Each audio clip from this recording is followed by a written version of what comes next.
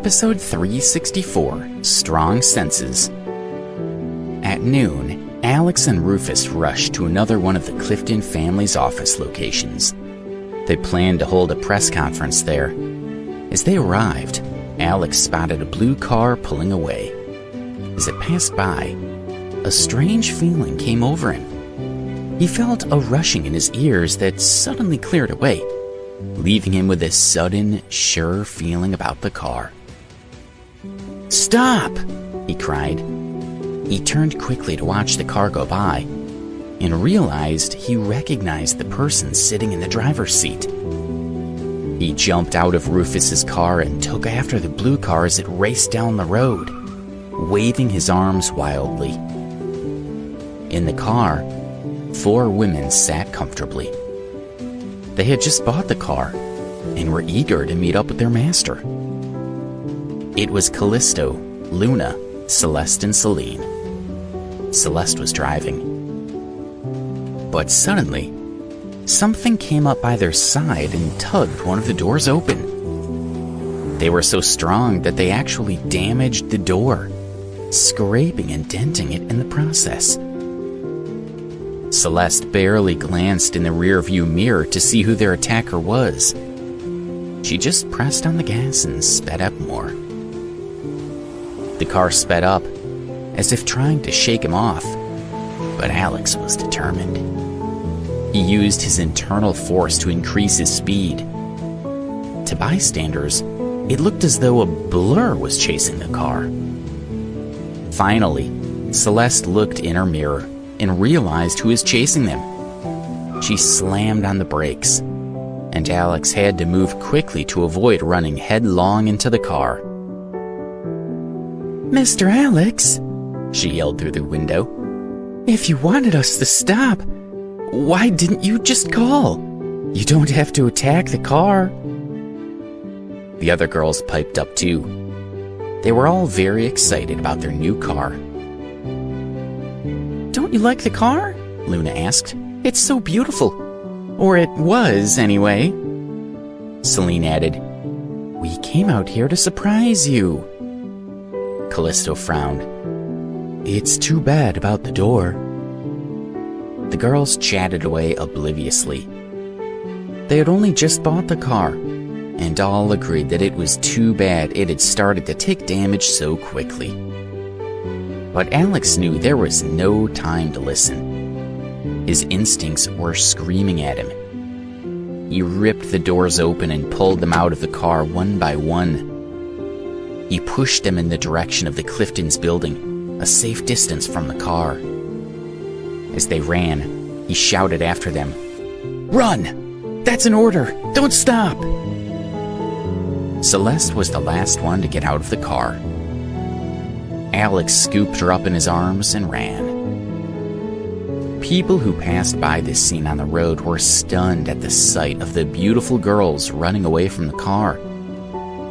Celeste blushed and wrapped her arms around Alex's neck, tucking her face into his chest with a shy smile. It always startled her when Alex did something like this, so caring and protective. She scolded herself a little for letting herself indulge in romantic fantasies. She knew he was dedicated to Debbie, but she also felt it was only fair she be allowed to enjoy moments like this. Her train of thought was cut off abruptly as Alex wrapped her tightly in his arms and crouched to the ground, protecting her with his body. "Duck!" he shouted to the others. "Everybody get down!" Everyone around him fell to the ground just in time as the blue car exploded. Hot air swept over all of them, singeing many people's hair.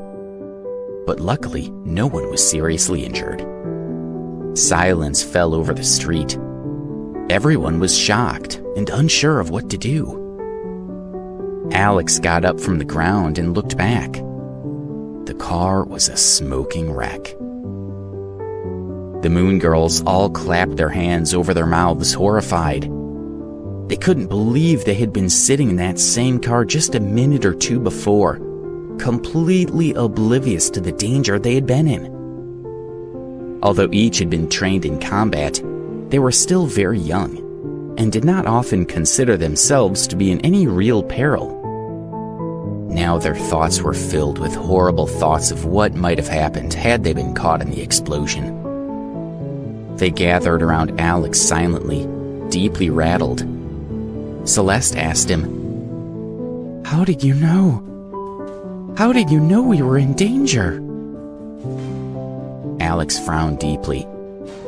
He shook his head, looking at each moon maiden, as if to make doubly sure they had not been injured. He couldn't believe what a near miss that had been. Their thoughts were very similar. Each were grateful that their first instinct after buying the car had been to find Alex as quickly as possible. "I'll buy you a new car," he promised them with a smile. "Another blue one if you like. Maybe with stronger doors. I thought I damaged that door a little too easily." One by one, the girls began to laugh. They felt like the luckiest people alive. But they still wanted to know how Alex had detected the bomb. Luna wondered aloud if he had smelled a chemical and how they could have missed it. Celeste shook her head. They had passed each other so quickly. It seemed impossible that he had had any time to notice anything. "I heard it," Alex said faintly. "I heard it ticking." The girls stared at him in wide-eyed amazement. They hadn't heard a thing. "That seems strange," Callisto said with a frown. "Bombs don't make noise." "A timed bomb would, and did," Alex added. The adrenaline rush was fading from his body, and he was starting to feel tired. He tried to keep his voice level and even. The last thing he wanted to do was argue after such a horrible near-death experience.